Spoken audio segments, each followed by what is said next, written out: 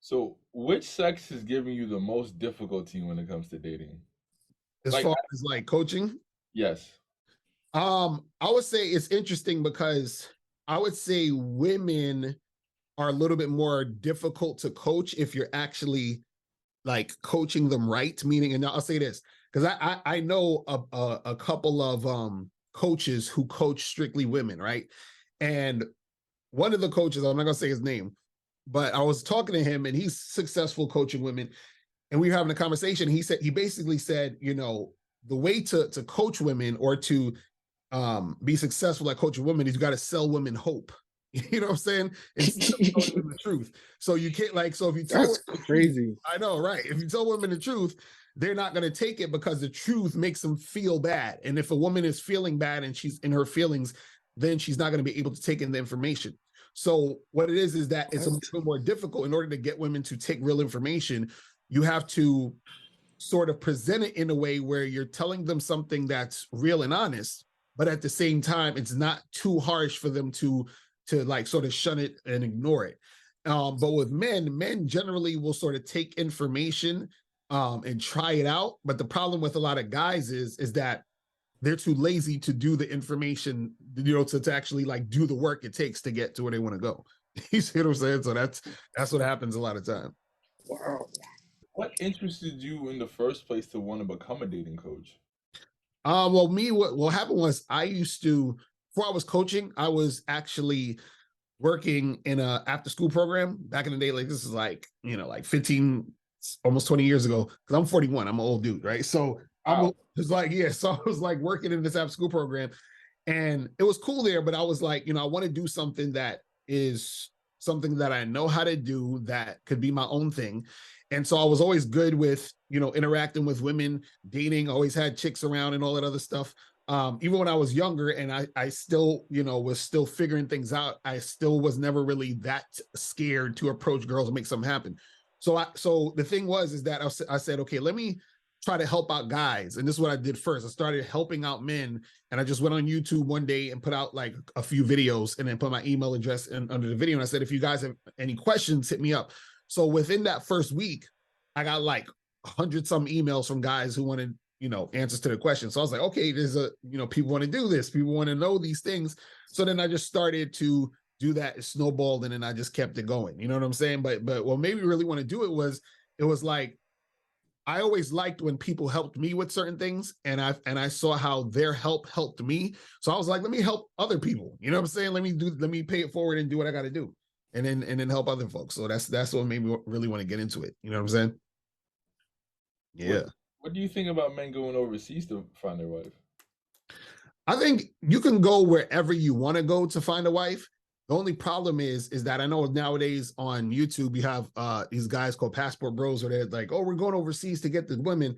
The problem is that what they're actually doing is they're going overseas just to have sex with prostitutes. So nothing wrong with that if that's what you want to do, but you're not going to actually be able to have a long-term substantial relationship with that type of woman.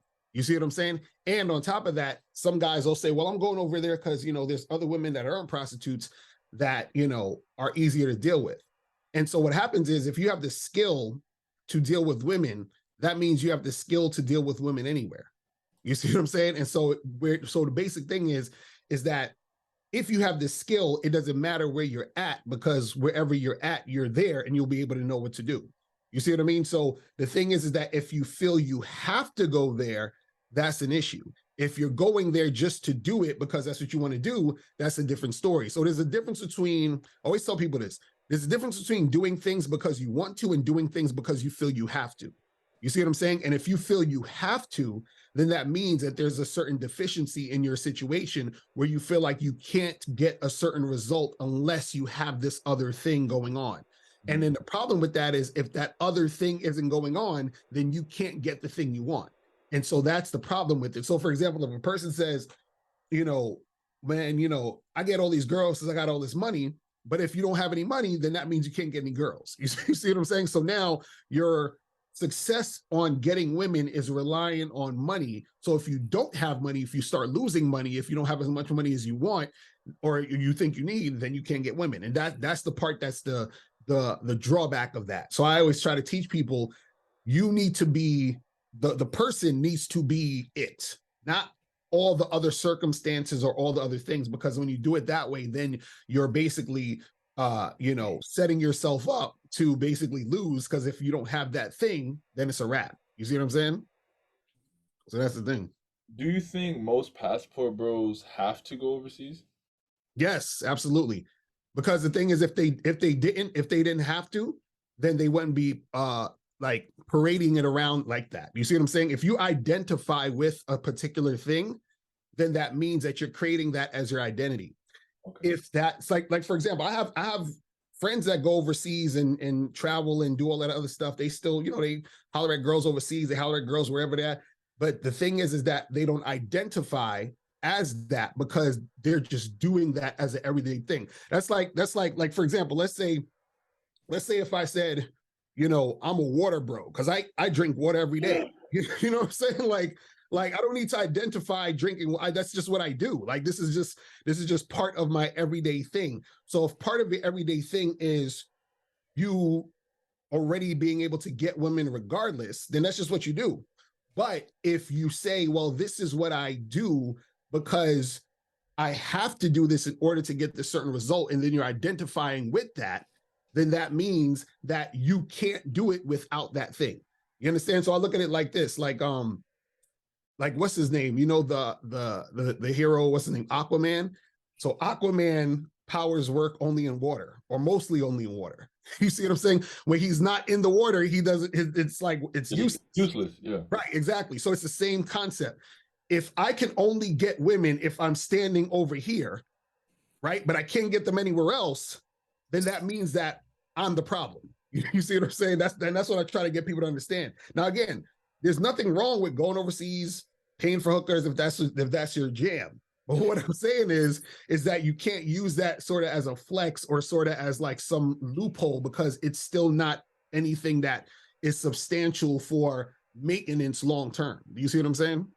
What if there's a better group of women in one area than it is the others? Because it seems with the passport bros, some of them do go overseas and actually find them somebody that they can, settle down with to more of their liking, to more of what they're looking for, or to more of what suits them rather than here in the States. Right. Well, the thing is this, you got to understand that in the game, there's always going to be balance. So what that means is this, right? If I'm the type of person, right, who, let's say I'm a big I'm overweight, I'm like morbidly obese, right? And I get liposuction and they take away all the fat, right? Now, what happens is that I might end up getting fat again because I haven't developed the habits or the skills to lose weight. Because there's another person who's big. What they did was they actually watched their calories. They started working out, every week. They started to be consistent on developing the skill of keeping weight off. The first person just got the fat taken out. So what happens is that they're more likely to get fat again because they don't have the skill or know how to stay slim or to stay fit. And so the same thing happens in this situation where, so for example, you have the passport bro. What he does is that he's going to go to these places, right? And he's going to meet women who are the women that are running this situation, because I always teach guys, the man has to actually, run the relationship. He has to be the leader.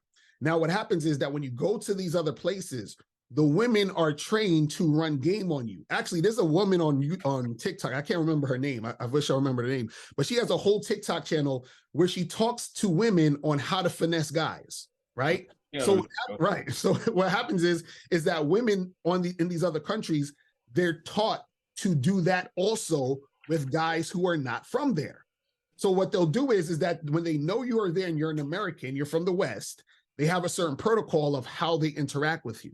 You see what I'm saying? So they sell you a certain dream in order to make you feel a certain way. It's almost like this. Like, let's say I was chilling with my boy in Times Square or whatever, and we trying to holler at girls in the street.